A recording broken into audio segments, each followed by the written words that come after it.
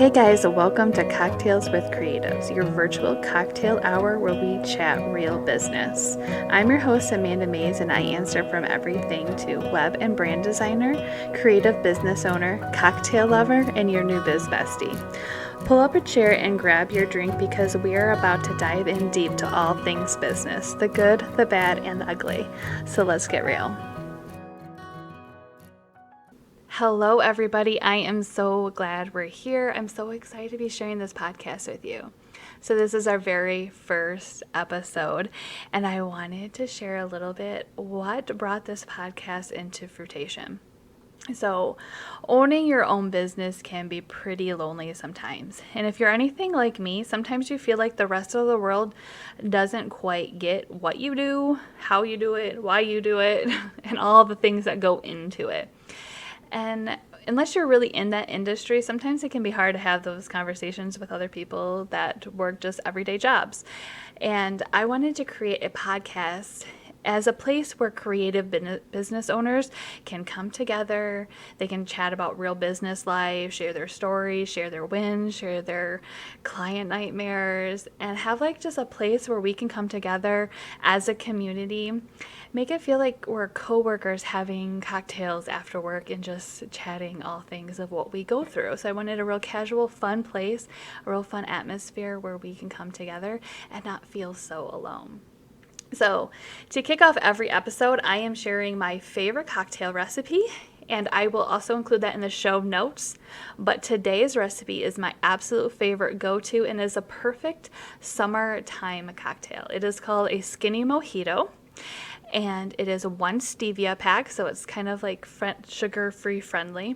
1 stevia pack, a slice of lime, a few mint leaves, and we muddle that together. We place that mixture inside a cocktail shaker with 1 shot of rum, or 2 if you're having a bad day, and some ice. Shake that and pour it over ice with, and top it with some club soda. And let me tell you, it's so good. And if you're feeling a little bougie, you could even add like some strawberry or maybe some flavored club soda and kind of step it up a notch. But that is my go-to drink. It's my favorite. I love it, and like I said, it's perfect for summer. So, to get to know me a little bit, I wanted to share my story, how I got to where I am today, and so you can get to know me a little bit better. So, I started designing way back in 2011. And saying that sounds like I've been in business for a long time, and it's kind of one of my insecurities because I actually really didn't start focusing in my business until 2019. And I'll get to more of that in a little bit. But sharing how long I've been designing for, yeah, it's like a little insecurity because I look at other people's stories and they're different from mine. And I feel like I should have had success earlier on in my business, earlier on in my design career. And I didn't for so many reasons, and we'll get into that. But yes, I did start all the way back in 2011. I was a stay-at-home mom. I had 2 little kids, and I wanted to have some type of like creative outlet. So I decided I was going to start a blog, and I wanted to do like a mom craft blog type thing. And I had a few blog posts, but what I really found more interesting is learning how to design a blog. And I would spend hours on YouTube trying to create like sidebars and banners and cute little blog buttons and things like that. I wasn't getting like any traffic to my blog or anything like that, but I really wanted, to learn how to create this blog. So I decided that I would start taking online classes, learning a little bit more about graphic design, and that kind of shifted into opening my own Etsy shop. And I had an Etsy shop for quite a few years where I would do very basic logos, invitations, printables, business cards, things like that. I remember looking back at some of those really early designs and like, oh my gosh, were they cringeworthy? But I had a lot of fun doing it. It was a really fun side hustle for me. I did not try to focus on making it a career, more or less as just a side gig, something that I could do while I stayed home raising my kids. So, like I said, I did that on the side. I never tried to grow it into a business, but in 2014, I really started getting into learning how to create web pages. I wanted to do my own website. I was basically just on Etsy for many, many years, and I wanted to learn how to build my own website. So I took another course, and I think I started building websites in Wix, and then I moved, yeah, I know Wix, and then I moved into WordPress and learned how to do WordPress. And I worked with just random clients here and there, kind of freelanced it. Anybody that found me on Etsy and maybe they wanted a branding, I would let them know that I'm also doing websites, and sometimes I would do their website as well. So I never really tried to focus on making it a huge business or anything like that. But I also always remember looking back and looking at these other designers who were much bigger than me in a different chapter and on a different part of their journey. And I remember thinking, man, I really wish I could have that type of success, but never really putting anything into it to get there. I almost felt like, oh, I could never be like that. Their journey is much different from mine. They're much more talented. They probably went to college for it. They're probably not self-taught. I remember thinking all of those like really limiting beliefs and thinking, yeah, that's never going to be me. So flash forward to 2016. This was like the year that was very pivotal in my life. I remember looking back as probably one of the worst years of my life. So my husband unexpectedly got laid off, and I felt, as a mom, as a human in nature, as just the person I am, I felt like I needed to help solve that problem. And I started looking for jobs myself. He was looking for jobs. But then I decided, while I'm looking for work, I will also start taking on any type of client I can really get my hands on in the whole design industry. So I remember working literally with anybody that would hire me. And I had gotten quite a few clients, but quite a few non-dream-worthy clients. They were very demanding, very needy, not paying me very much at all. But I remember just taking on anything and everything that I could get my hands on just so I could help with that income that was missing. During that entire time, while my husband was looking for work, but I was working on lots of different clients at one time, my son actually got diagnosed with type 1 diabetes. And that was like another, rug ripped out from underneath me. It was a very scary time in our life. We had no prior knowledge of the disease and what it would intake, the health concerns that we had. We really had to relearn how to take care of him. He was 8 years old at the time, and so we had that on top of, income missing, job searching, and burning myself out with clients. And 2016 was a rough year. My husband was able to find another job, a great job, and he also decided to start building a side business. And after what I had gone through over the last year, I decided to come back home, or not come back home, but to stop designing and start helping him build his business. Of course, I really am a creative mind, so I love building brands. I love creating those marketing materials and the websites and planning all these things. And that was a way that I could do that for him and help him in that aspect that he couldn't do. So I started pouring myself into that, pouring myself back into my family, taking care of my kids, and helping his business grow. And he saw great success in his business to the point where he was able to actually just come home full time and do it for a couple years, which I was so blessed to have those years with him. Prior to that, he was traveling a lot, and having him home every day working, it was really fun. It was really nice for our family to be able to come together and have that. So that 2017, 2018, and then we get into 2019.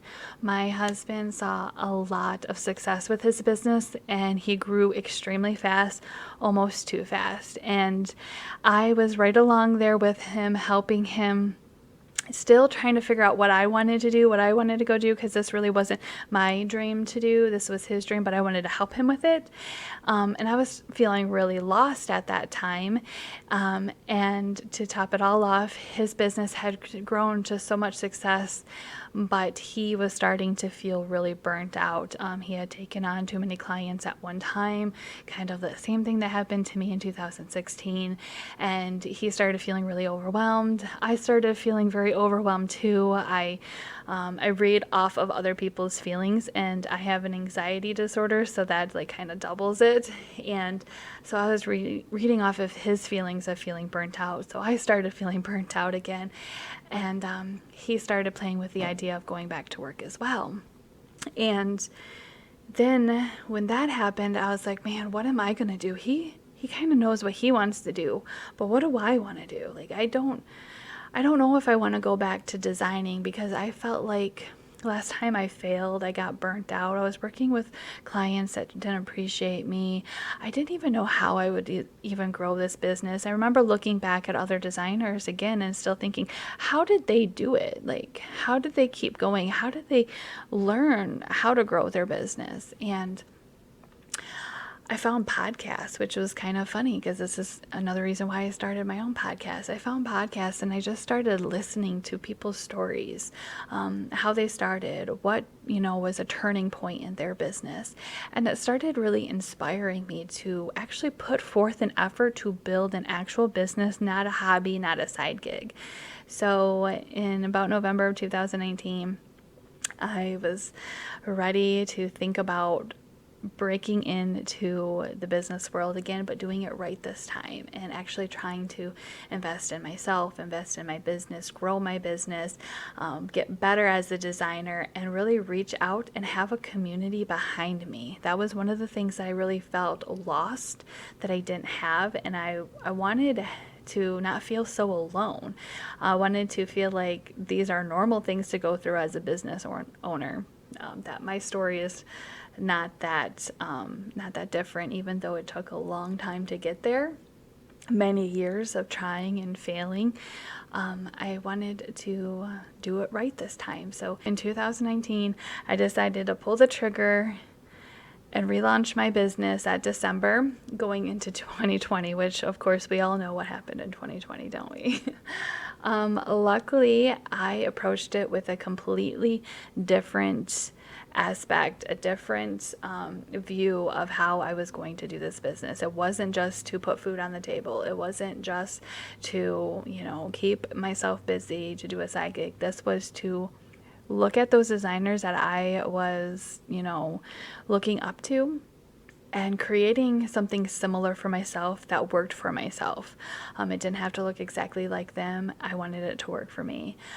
So that's what I did. I started showing up. I started being present. I started reaching out to other people. I started investing in my own business. I immersed myself in any type of educational content I could get on that was free. So that was podcasts and business books and webinars and any type of freebie I could find online that I thought could help my business grow. And then as I started growing and showing up and connecting with people, I saw my community grow too. I started finding friends within the community. I took a course that I was able to really find friends that were actual other designers that knew what I was going through, and we could share stories with this. And all that to say, I realized I could do this. I could build what others have built. But I had to actually apply myself. And it really hit me hard when I realized I was the only one standing in my way. I was the only one that didn't believe in myself. I felt for so long that I was just this girl standing outside of the party looking in without an invitation, that I really didn't need an invitation to do this. I could just go in and invite myself and start connecting with people, and I could have that. I could have what other people had. I could see that success. I still have a long ways to go. I still have so many goals I want to reach, but looking back in the last 2 years, my business has changed and shifted in so many amazing ways. And I am so fortunate for that really long journey because it taught me so much. It taught me about burnt out. It taught me what clients I do and don't want to work out. But it also really taught me that I am not going to feel that success if I don't have a community that I can lean on, that I don't have people that can share their stories with me and help me, that I don't have a place that I feel like I'm not alone in some of these crazy things that can happen as business owners. And that was really, I feel like, one of the biggest turning points in my business. It wasn't a number that I reached or a client that I signed. It was having a community around me that I was able to feel that I was a part of something. I was a part of something bigger, and that they also believed in me, and they also saw things in me that I never even saw.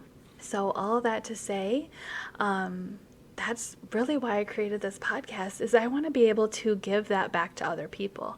Like I said, being in business can be very lonely. And when you have a community that can back you up, a community that you can share ideas with, people that you feel comfortable with, that you feel good sharing other stories or asking for help or helping them in return, it makes it so much easier. You're not alone, and you might be the only one in your business, but you're not the only one in the industry. And it feels good to really have that community back you up. So we want to hear your stories. We want to hear your wins. We want to hear you shout out different creatives. We want to hear your nightmare client stories. So we have a text message phone number where you can text those nightmare client stories. Everything is anonymous.